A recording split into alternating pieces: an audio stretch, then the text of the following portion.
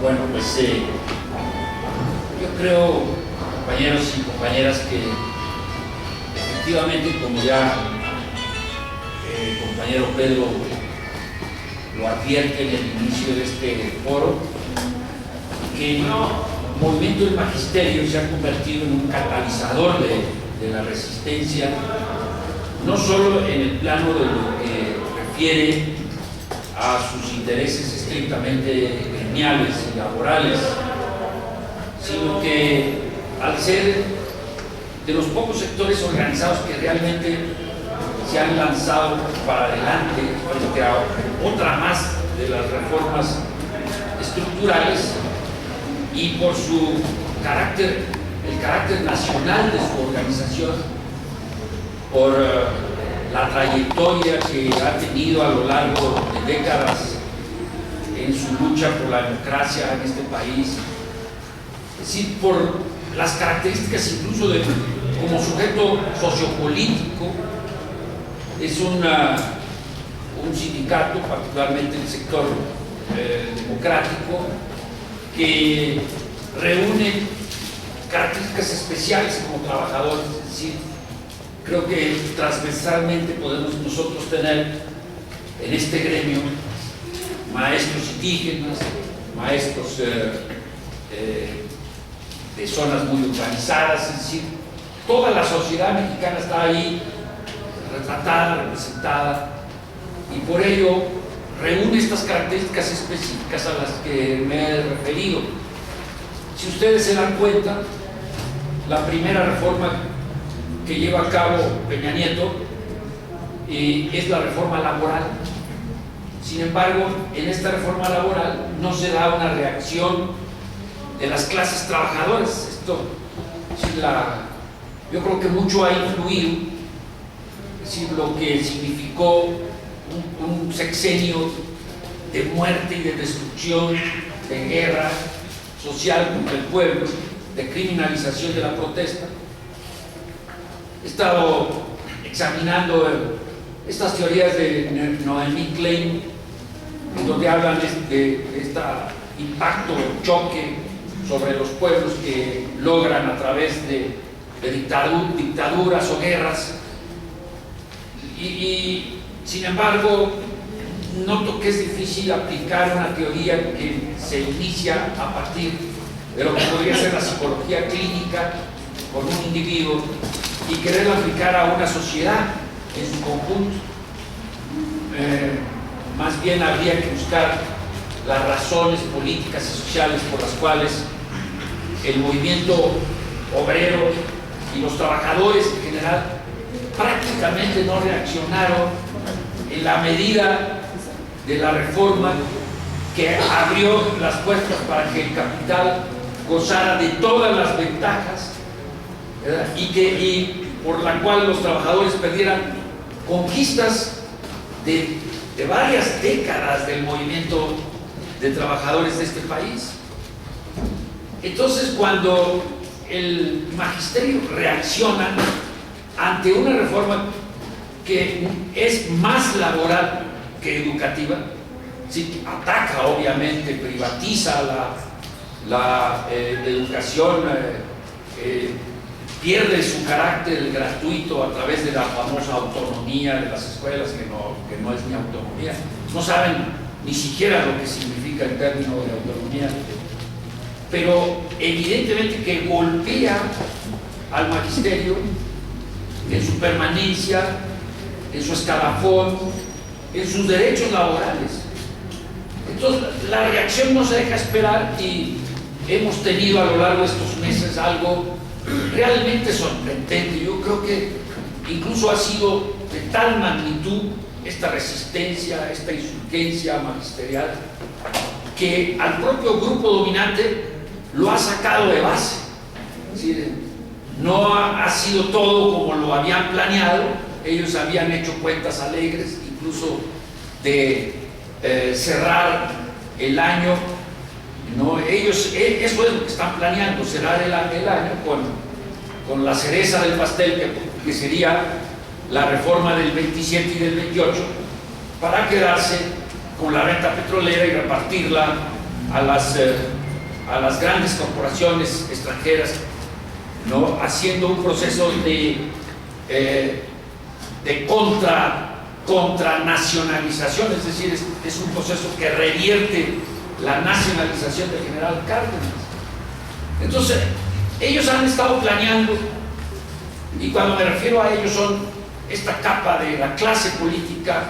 en donde también se incluye de manera preponderante el PRD, que ha participado de manera directa en el Pacto por México,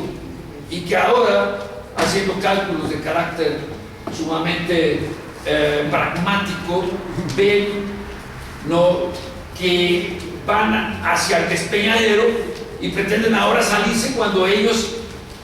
bendijeron todas las reformas, incluyendo la laboral e incluyendo la de los maestros e incluyendo las leyes secundarias, porque realmente otro hubiera sido el panorama si no hubiera habido esta presión de los tres partidos que componen el Pacto por México para llevar a cabo esta reforma. Entonces, el carácter del movimiento del magisterio, que me ha tocado acompañar ya en 5 reuniones nacionales, ha sido sorprendente. Ha sido sorprendente por varias razones. Una de ellas es la manera como ellos han respondido. Ellos sentaron a negociar a la Secretaría de Gobernación y lograron el compromiso, otra vez violado, como los acuerdos de San Andrés y otros muchos pactos o compromisos a los que han intentado sacar con los movimientos sociales, y se había comprometido el gobierno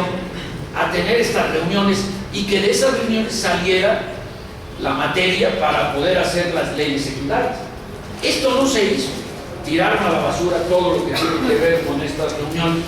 Aquí con el compañero Pedro, ellos sacaron de todas las intervenciones que hubo durante estos 10 foros, sacaron un libro, a mí me consta prácticamente de un día para el otro,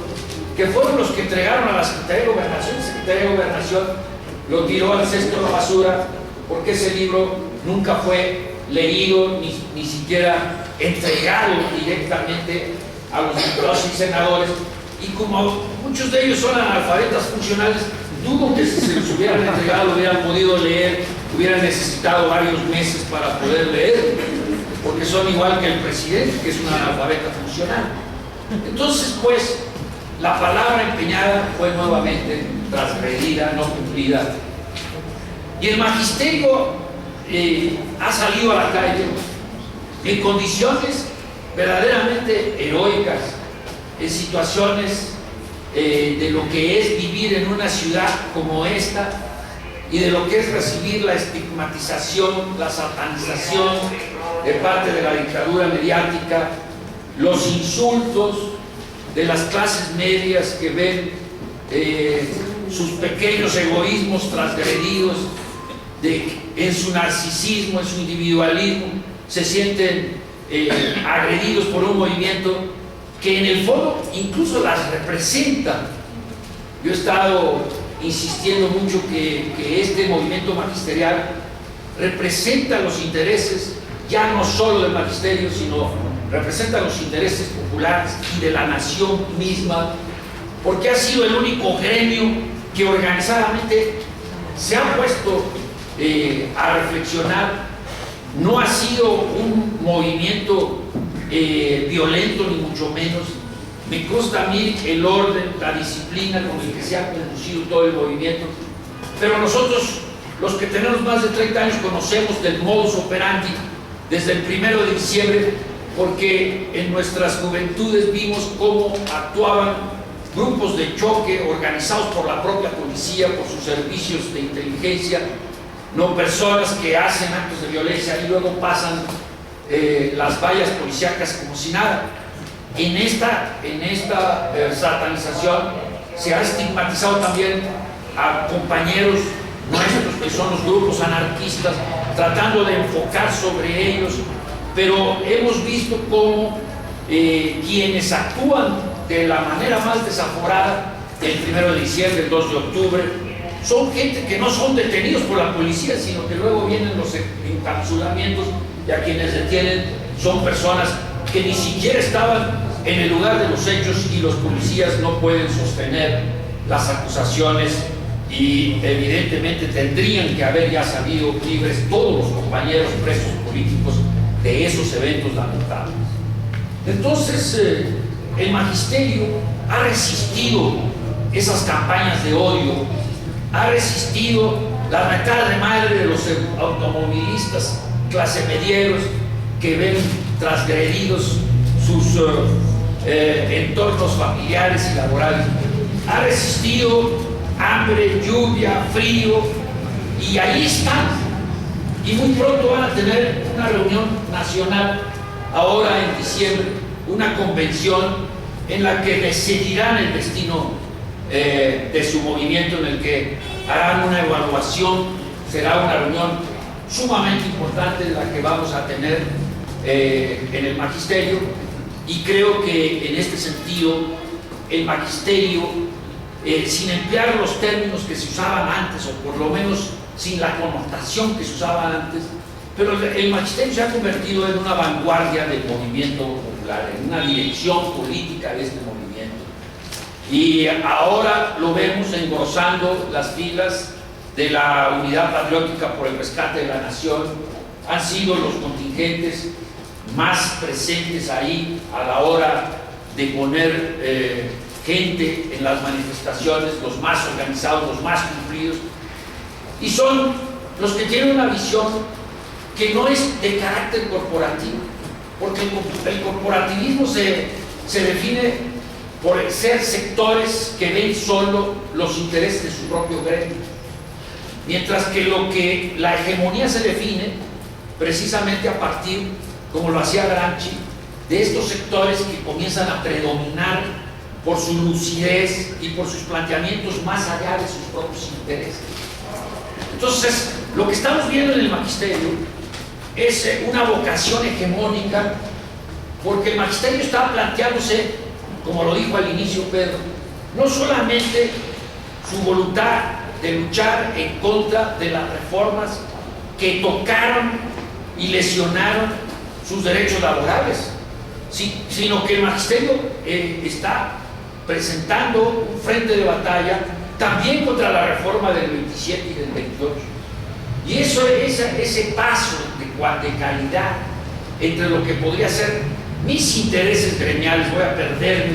mi plaza, voy a perder mis condiciones de trabajo, y lo que es tener una visión más allá de esos intereses, es lo que es el paso del corporativismo a la hegemonía. Por eso el magisterio se está ganando la hegemonía del movimiento popular, y son quienes encabezan estas manifestaciones. Y aquí es donde uno se da cuenta de la estrecha visión de muchos que están en las luchas y que no rebasan sus propias condiciones y sus propios intereses. Y me lleva a un planteamiento que es muy necesario hacer en estos días asiagos para la República: la idea de que no es posible una lucha más aislada, de que incluso dentro del propio gremio del magisterio, y sin querer interferir en sus procesos internos, tienen que convencer, no como dicen los zapatistas, y no vencer aquellos sectores del propio Sindicato Nacional de Trabajadores de la Educación que actualmente están siendo traicionados como siempre, pero que requiere de razonar con ellos, acercarse a ellos, no enfrentarles directamente, no tratarlos como esquiroles, sino tratarlos como gente que tiene una conciencia falsa, una ideología falsa, y por lo tanto hacerles ver que actualmente la CENTE está representando incluso los intereses de quienes apoyan a los charros y quienes apoyan a los sectores corrompidos del magisterio, pero al mismo tiempo hacer ver a muchísimos sectores que luchen por intereses más allá de sus propios intereses. Los partidos políticos que van solo para buscar los foros y los reflectores, pensando en procesos electorales, no están viendo las dimensiones de la crisis que estamos viviendo los mexicanos, las dimensiones demenciales de la violencia, las dimensiones demenciales de la entrega de los recursos, de todos los recursos de nuestro país a las corporaciones extranjeras y a lo que es el crimen organizado, otra transnacional más. Sí, y entonces vemos situaciones como las que hemos podido observar, en donde quienes están luchando contra la privatización del petróleo no quieren saber nada sobre la situación de las mineras que están atentando y agrediendo una buena parte de los territorios indígenas. Quienes están luchando contra la reforma del 27 y el 28 constitucionales no quieren saber nada de cómo el imperialismo estadounidense está ocupando todas las estructuras de seguridad de este país y está penetrando a través de la llamada guerra contra el narcotráfico en los territorios de nuestro país, y prácticamente Peña Nieto y el grupo que lo acompaña está entregando la soberanía del país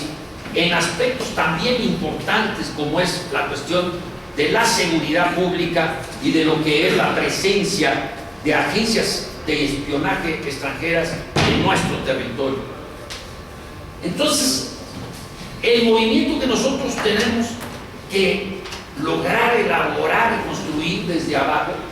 es un movimiento de múltiples articulaciones, que articule la lucha de los indígenas contra las mineras, que articule los movimientos de los sectores campesinos contra la construcción de presas y de los megaproyectos carreteros y turísticos, que estructure la lucha contra quienes están resistiendo esta guerra terrible que ya rebasa los 100,000 muertos, y se preocupe por el movimiento de víctimas, de los desaparecidos. Si tenemos que tener una amplitud de miras y no solo poner nuestra mira en un solo aspecto de las reformas estructurales. Las reformas estructurales nos están dañando a todos, nos están agrediendo a todos de diversa manera. Si nosotros no pensamos como maestros lo que piensa un pueblo indígena que está siendo víctima de la violencia del narcotráfico, entonces estamos dejando de ser maestros de vanguardia y nos estamos convirtiendo en agentes corporativos del propio sistema contra el cual estamos luchando. Si nosotros no abrimos nuestras expectativas de lucha y nos unimos todos para luchar contra el neoliberalismo, ¿qué es lo que va a quedar de esta patria para nuestros hijos y nuestros nietos? Es decir, estamos a punto de que se consume la gran reforma, en donde se perdería la posibilidad de que este país sea un país independiente y soberano. ¿Con qué recursos vamos a sostener un proyecto de nación hacia adelante si nosotros nos dejamos someter